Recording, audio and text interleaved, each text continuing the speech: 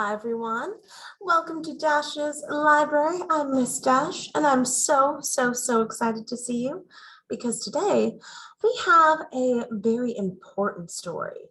Now, this story is happening around the world all the time, and I think it's very important that we hear about it, right? So, come with me on this ride through Ali's story, a real-life account of his journey from Afghanistan.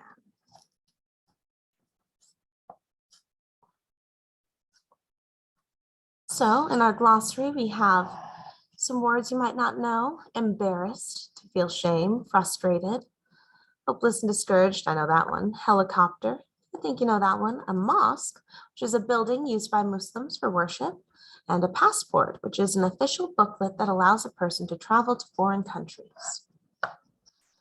Okay, here we go. My name is Ali. This is the story of my journey from Afghanistan. My family and I lived in Afghanistan. There were mountains and a lot of dust. Most people weren't rich. They didn't have houses. Instead, they lived in tents. There was always fighting going on. The war started to get worse. There were a lot of helicopters in the sky. Tanks bombed our town and other cities. Sometimes I would look around and see the fighting going on. It made me very scared, but also really sad. The war got so bad, my grandma decided that we should all pack our bags. We needed to go to a safer place in Europe.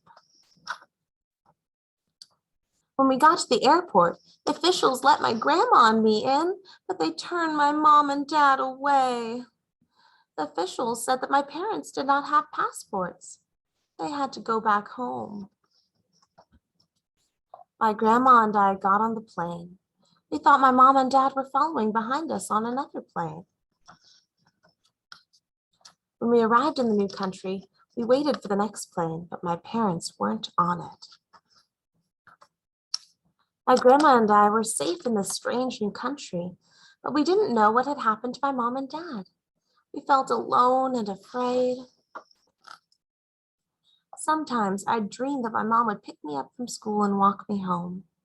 Then I would wake up and my grandma would be there instead. Then I'd realize it was all a dream. It made me sad to think that my parents were back in Afghanistan with all the fighting and war. I dreamed about them all the time. I cried every night. It felt like the bones in my body were broken. Sometimes I felt angry. Most of the time I felt really sad.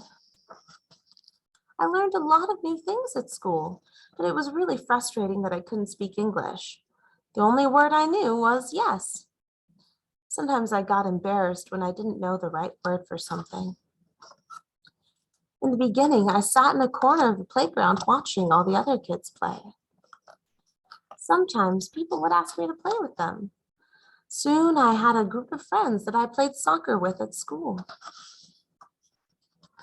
I really love drawing.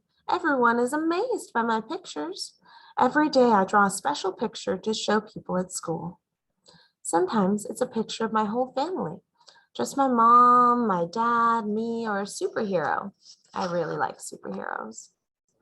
Spider-Man up there. 4.5 years passed. Then one day we got a phone call. My cousin said that he'd seen my dad praying in the mosque. Then he handed the phone to my mom and dad. I talked to them for the first time in years.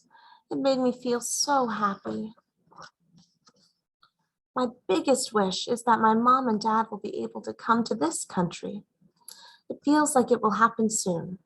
I get upset when I think about them. I wish they could come right now. I can't wait for that day. So that is Ali's story, the real life account of his journey from Afghanistan. I know that was a little sad, a little hard to listen to, but very important that we think about these stories that are happening all over the world all the time, right? And if you have any questions or anything you'd like to talk about, any feelings the story brought up, you feel free to stop by the library and let me know. Okay, bye. Have a great day, everyone.